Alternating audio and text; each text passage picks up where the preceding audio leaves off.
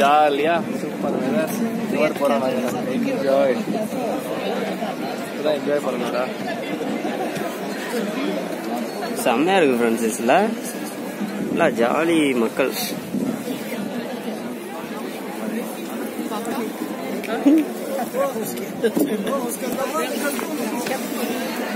Jeg bruger som nødvendigt siddende og pas på hovederne.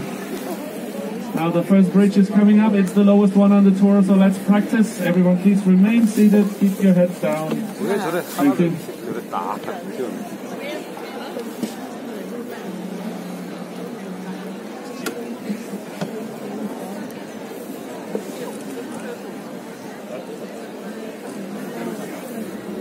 Do it.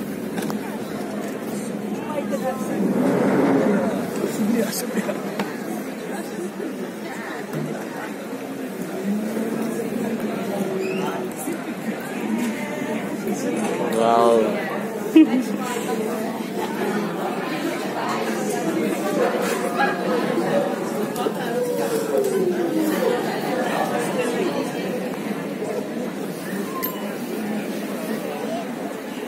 Stay seated under the bridge. Thank you.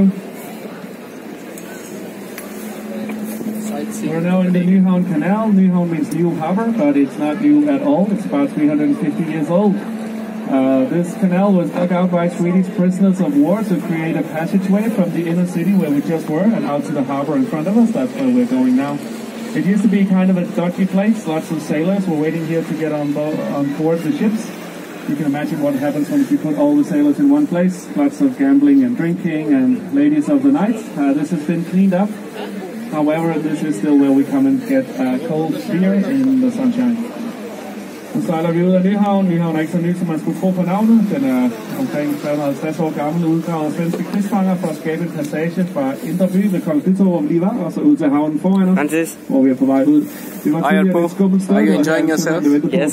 It's a lovely, beautiful sunny day today. Yes. Med det samme sted. Masse gambling og druk og letlevende kvinder. Det er der blevet ryddet op i, og det er et helt andet område nu. Det er dog stadig her, vi kommer og drikker en kold øl, når solen skinner.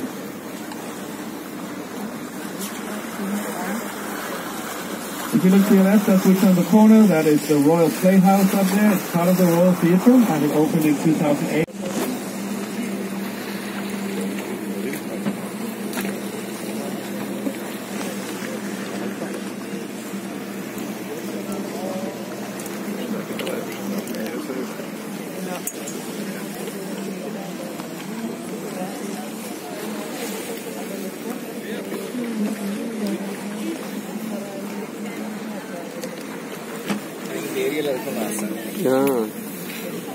சூப்பரா இருக்கு ஃப்ரெண்ட்ஸ்.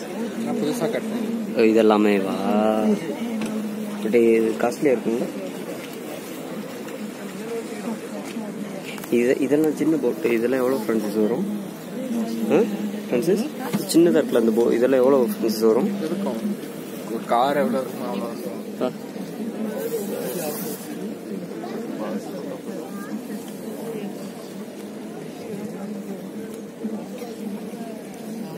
ஃப்ரெண்டாக இருக்க போட்டு சில நேரத்தில் போவோம். அப்படியா?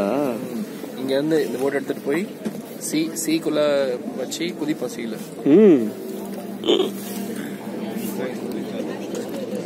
வெறித்தனமா இருக்கே.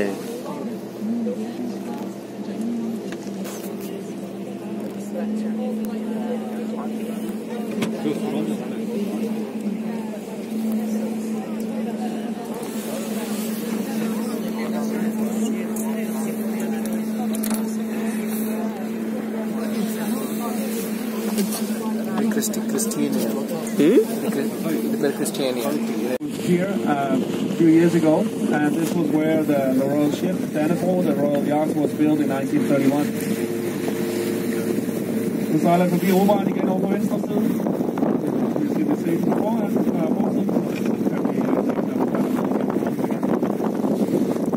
Den Oberhaugen er designet efter alle de her to kampe, så I kan se, at de ikke længere gør, at de var en del af Orlogsværftet, som lå her for nogle år siden. அந்த நாடு ஷிப் இருக்கு பாருங்க.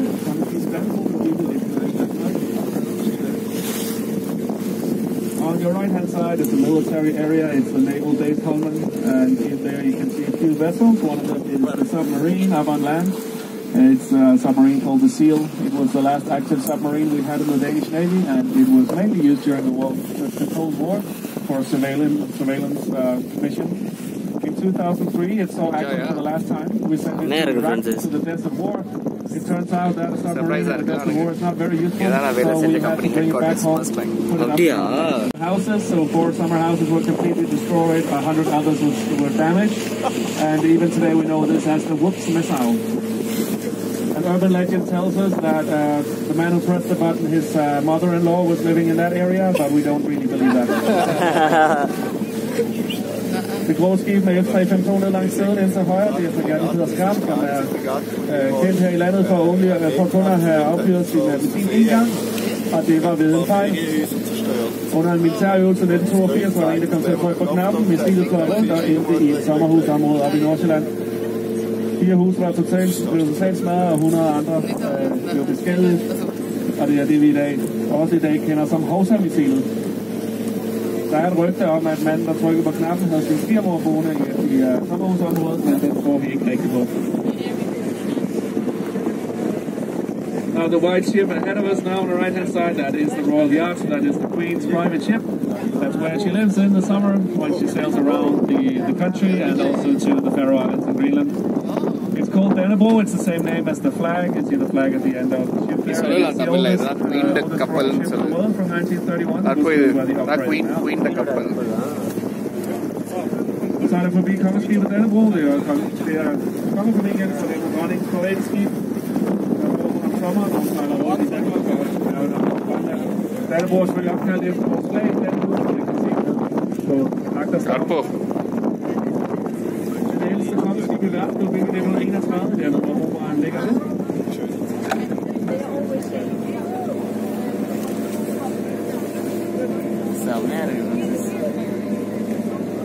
Coming up ahead of us now is the Battery Sixtus. It's the green patch of land with our flag flying above it. The battery is named after Christian VI, and it's still functioning. It is. It tells you when to put up your national flag in the world. It celebrates its 800th birthday this year. It fell down from the sky in 1219. You're not allowed to fly when the sun is down, so they fire the guns in the morning and the evening, but because sunrise comes very early in the morning, we've decided, and because the neighbors don't want to hear cannons that early, and the neighbors want to watch that, we've decided that sunrise is never before 8 o'clock.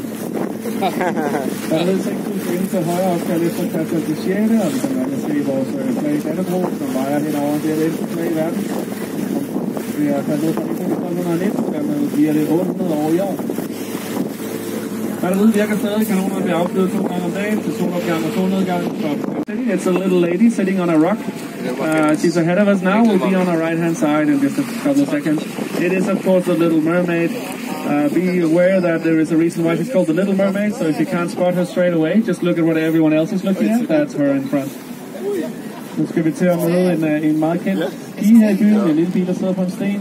Hun sidder foran os nu, kommer til at være over på højre side lige om et par sekunder. Det lille havfru. Der er en grund til, at hun hedder den lille havfru, så vi ikke lige kan få øje på hende i første omgang, så bare kigge på, hvad alle de andre kigger på.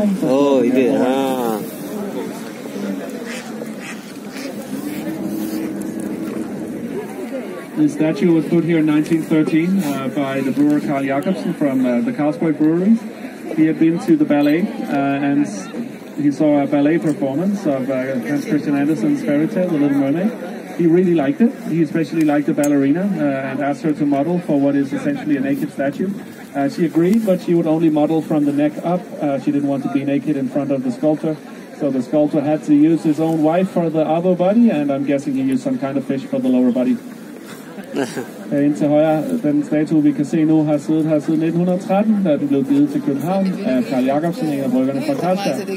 Han havde været i Det Kongelige Teater og set en balletforestilling af H.C. Andersens eventyr Lille Havfru, og det var han rigtig glad for. Han var især glad for Ellen Friese, som var ballerinaen, og han bad hende om at stå model til det, som blev en nøgen statue. Det ville hun gerne, men hun ville kun være model fra halsen og op efter. Hun ville ikke være nøgen foran Edvard Eriksen, som blev sat til at lave statuen. Så Eriksen må bruge sin egen kone til overkroppen, og så gætter jeg på, at han har brugt en eller anden slags fisk til underkroppen. Now the Little Mermaid, she looks peaceful and happy sitting there on her rock, but she had a rough life. She lost her head twice.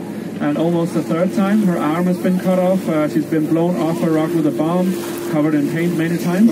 And in 2010, she had enough. She left the country, went all the way to China for a few months, where she was a part of the Danish pavilion and in the Shanghai World Expo.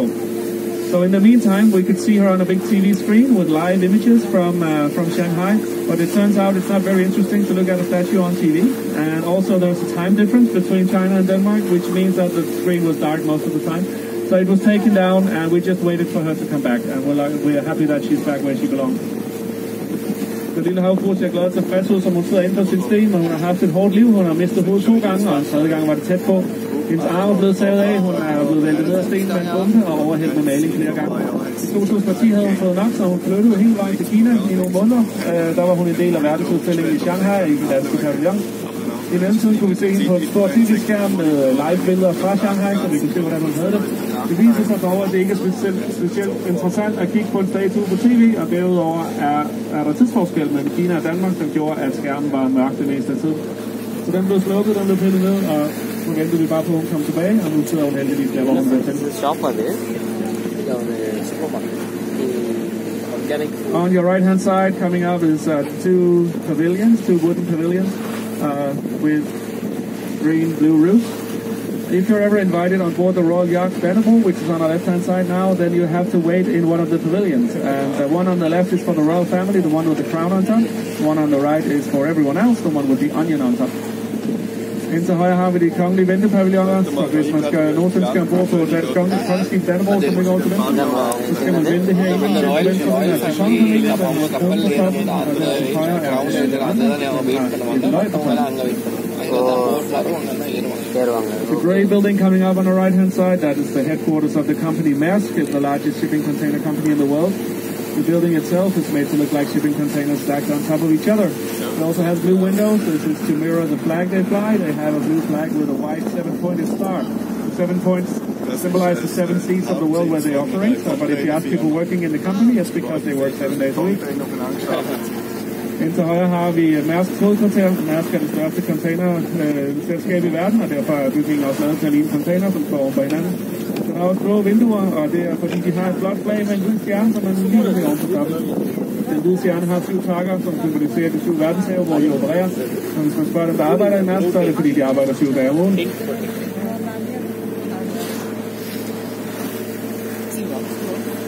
The big brick building with the black roof ahead of us on our right-hand side is the Royal Couch Collection. So this building is full of old statues of old royals. Outside you can also see 2 statues. One is a black one.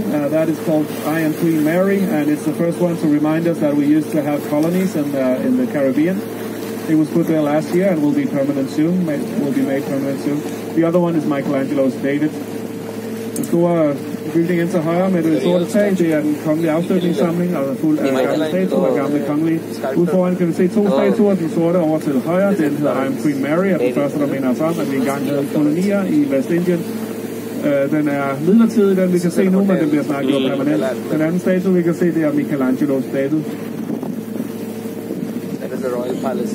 In just a couple of seconds, it's time to meet somebody else very famous in the city. It's another lady, and this time it is the Queen, Queen Margrethe II. She lives in the Amalienborg Palace on our right-hand side. Vi skal til at møde en anden kendt dame, og den her gang er det en dronning, dronning Margrethe II, hun bor over i Amalienborg, som ligger til højre for os nu. The Amalienborg Palace was built in the 1740s for 4 different noble families. That's why it's 4 different mansions. In 1794, the old royal palace burned down, and the king moved in here temporarily and just never moved out. So it's been the home of the royals ever since. The mansion closest to us now on the right-hand side, with the flag flying, that's the home of Crown Prince Frederik, Crown Princess Mary, and the 4 children. They're home today. That's why their flag is up. They're home most of the days because the 4 children all go to school in Copenhagen. The mansion on the left, that is the Queen's house, the Queen's home. She's not home. Her flag is not flying. She might be on her ship. Amalienborg blev bygget i 1740'erne til 4 forskellige adelsfamilier, og det er derfor, det er 4 forskellige palæer. I 1794 var det gamle Christiansborg ned, og kongen flyttede ind her midlertidigt. Han flyttede bare aldrig ud igen, derfor har de boet der lige siden. Palæet over til højre, det er der, hvor kronprinsen bor, sammen med kronprinsessen og de 4 børn. Der er flag hejst, det betyder, at de er hjemme, og det er de faktisk de fleste dage, fordi de 4 børn, der går i skole i København. Der er ledet til venstre for, hvor vi kigger nu. Det er der, hvor dronningen bor. Hendes flag er ikke op, så hun er ikke hjemme. Hun er formentlig på hendes skib, på kongeskibet bagved os. The church behind the palace is the marble church. It was built, they started building it at the same time as the rest of the palace, but it took 145 years to complete because they kept running out of money. Luckily, they managed to finish it, and it now has the largest dome in Scandinavia. Kirken bagved, Amalieborg, det er Frederikskirken eller Marmorkirken. Den blev påbegyndt samtidig med resten af paladset. Det tog bare 145 år at blive færdig, fordi de blev ved med at løbe tør for penge. Heldigvis lykkedes det til sidst med hjælp fra Tietgen, og nu har kirken Skandinaviens største kuppel. The flat area on our right-hand side now is Ophelia Square or Ophelia Beach. I know it doesn't look like a beach, but we treat it as one in the summer anyway. It is actually the roof of a parking garage, so there's parking underneath. On top here we have all kinds of festivals in the summer, like the Jazz Festival and the Opera Festival. And next year...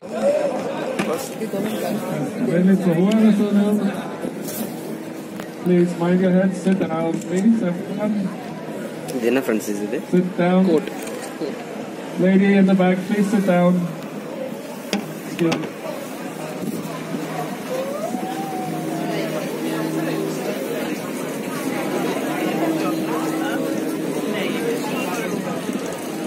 Up on your left-hand side, that is the National Museum, and ahead of us is the Storm Bridge. Up to venstre har vi Nationalmuseet, og lige foran os har vi Stormbroen.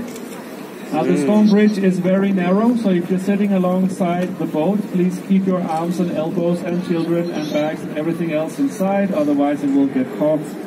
Stormbroen vi kommer til nu er meget smalt. Sidder langs med siden af båden, så hold venligst albuer, arme og hoveder og børn og hunde og tasker og alt andet indenfor, så det ikke kommer i klemme. Og pas selvfølgelig også på hovederne, and of course everyone remain seated, mind your heads as always, thank you.